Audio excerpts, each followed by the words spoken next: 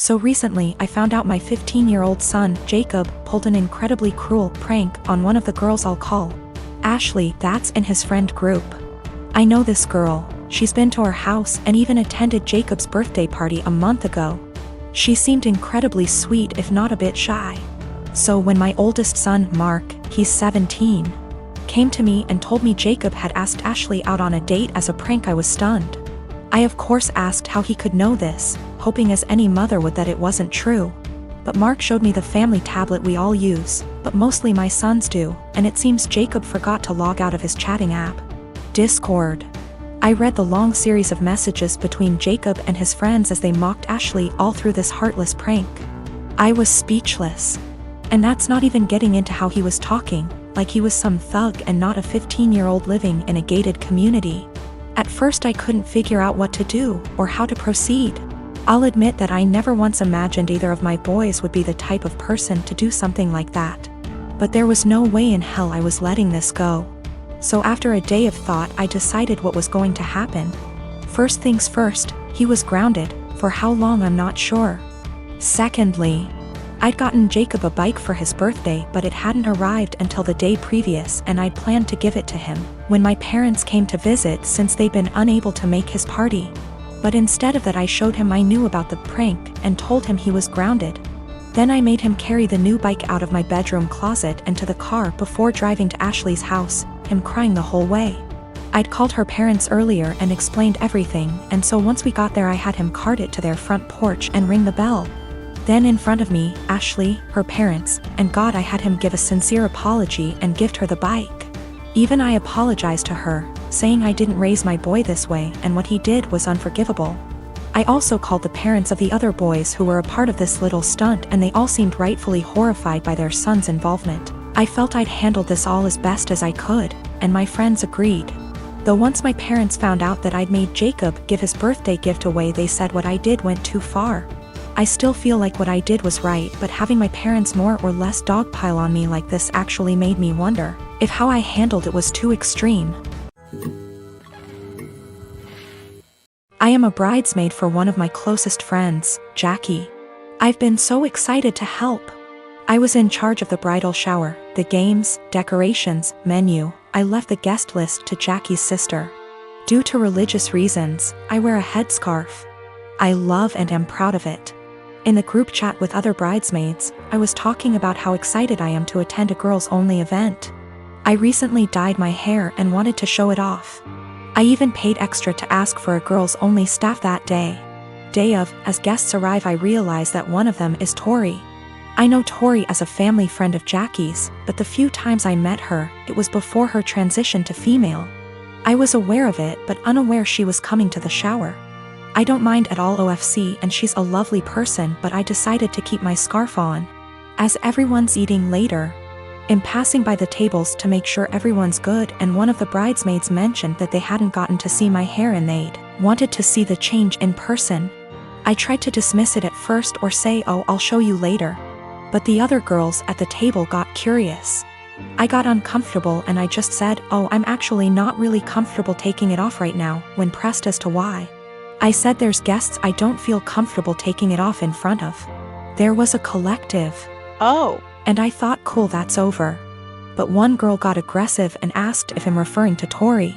She's loud and other tables turned to look. I don't answer. The girl asks if I wear one around men, so I say yes. She says there's no men here, so clearly you should take it off. I tell her again that I'm keeping it on. Another bridesmaid defends me and tell the girl to chill out. Tori comes over and says me not taking it off is a slap in the face to her identity. I'm just shocked and had no clue what to do. Eventually Tori and a few girls left saying they felt it was disrespectful. I feel awful that this ruined a beautiful day for my friend. It's causing more trouble with people threatening to leave the wedding over discrimination towards me or towards Tori. I don't think I was in the wrong. Just as Tori can be Tori, I can be me. I feel like it would be the equivalent of me making Tori or someone else adjust for me. I feel like we should just accept and respect each other, rather than be woke one-sided. My question is more about being honest as to why I couldn't.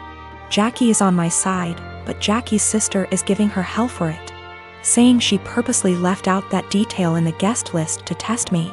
Jackie says I should have brushed it off and said I was having a bad hair day or avoided giving an answer. I didn't ever mention Taurus' name in my answer, and I don't think my answer was rude. But seeing how much stress it's causing him thinking I should have made up a lie?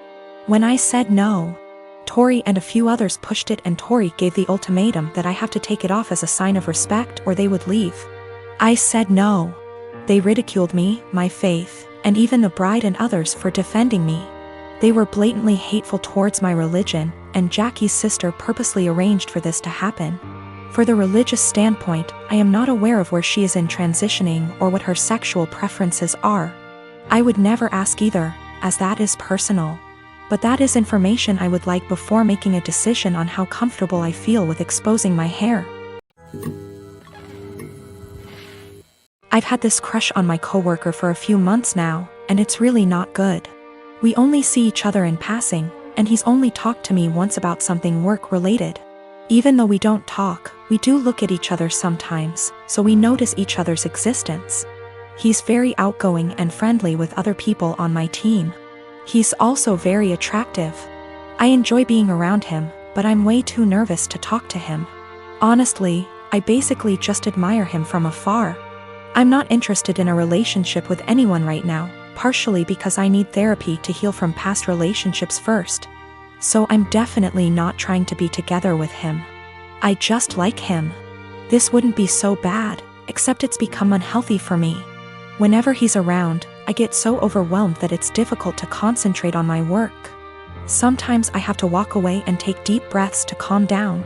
I just get so nervous and preoccupied with my thoughts. I realize this sounds ridiculous, it is. I also can't stop thinking about him.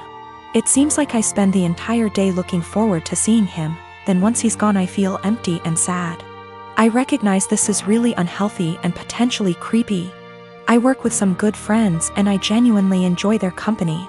I also like my job a lot, so it's not that work is boring without him. I'm actually a very talkative and happy person with everyone else. I really want to get over these feelings because they're useless and only hurting me. To be honest, this isn't the first coworker I've felt this way about.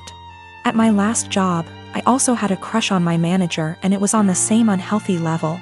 So I feel like becoming fixated on people is a reoccurring problem, and I really would like to know how I can change this pattern. I am a 33 years old female. And I found out that my ex-husband 37 male was cheating on me when I was 7 months pregnant with our son. I got a divorce and we share custody of our 3-year-old son. My ex-husband's girlfriend tried to get involved in my parenting several times. She even commented on my son's name implying that we should agree on a name we all want, not just what I wanted. And tried to dictate what he should and shouldn't have. As a result, she started throwing stuff of his that I paid for myself. Honestly, it's frustrating because I'm barely getting by with the money I have and cannot afford to buy replacement for all the stuff she throws put, but my ex-husband says it's her house and she gets to decide what can and can't enter. I made a crochet blanket for my son with his name on it. This blanket is special to me, and the tools I used to be able to make it cost me money. Not to mention the time and effort it took to get it down. I sent my son to stay with his dad days ago, and he wanted to take the blanket with him to sleep with it. I don't know exactly what happened, but when I came to pick him up he told me his dad's girlfriend took it away from him and threw it out, leaving him with no blanket to sleep with at night as punishment for him for not accepting the one she offered. I was furious. I called his dad, but he hung up on me. I sent him a text explaining the situation, but he texted back telling me that I should stop the drama and go look for a job if I have so much free time on my hand, instead of picking on his girlfriend. I felt frustrated. I visited his family, who are good to me, and told them about what their son's girlfriend did. Now it's worth mentioning that she's been working hard for their approval and to get on their good side.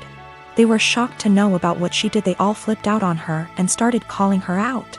My sister-in-law took it further by putting this on social media, which made other family members see what she did. My ex-husband called me yelling about my pathetic attempt to turn his family against his girlfriend.